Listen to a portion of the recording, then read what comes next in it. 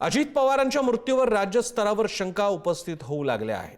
अजित पवारांचा अपघात हा ऑपरेशन लोटसचा भाग आहे का असा गंभीर प्रश्न आरोप केलेला आहे संजय राऊत यांनी। अजित पवारांकडे भाजपच्या भ्रष्टाचाराचे पुरावे होते। भाजपला विरोध करणारा एकतर जीव गमावतो किंवा जेलमध्ये जातो। अजित पवारांच्या अपघाताबद्दल संजय राऊतांनी हे मोठं विधान केल्यामुळे चर्चांना उधाण आलं।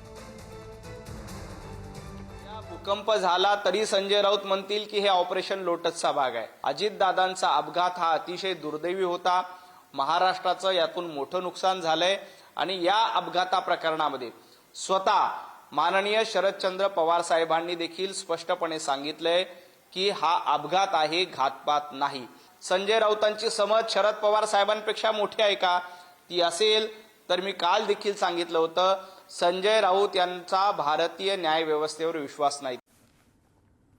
जेव्हा राजकीय अपघात होतो तेव्हा नातेवाईक विरोधकांना संशय येतोच। अजितदादांच्या विमान अपघातावर भाजपच्या चंद्रकांत पाटलांनी वक्तव्य केलंय। अजितदादांच्या विमान अपघाताची सखोल चौकशी होणार असंही चंद्रकांत पाटलांनी स्पष्ट केलं। चौकशीसाठी मुख्यमंत्र्यांचं केंद्रीय मंत्र्यांना पत्रही गेलंय असंही त्यांनी माहिती दिली। राजकीय नाही, ज्यावेळेला मोठी व्यक्तिमत्व जातात।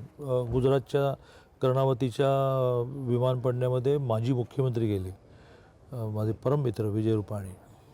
तर प्रत्येक वेळेला असा संशय नातेवाईकांना आणि कधीकधी विरोधकांना येतो की ह्यात काही घातपात आहे का।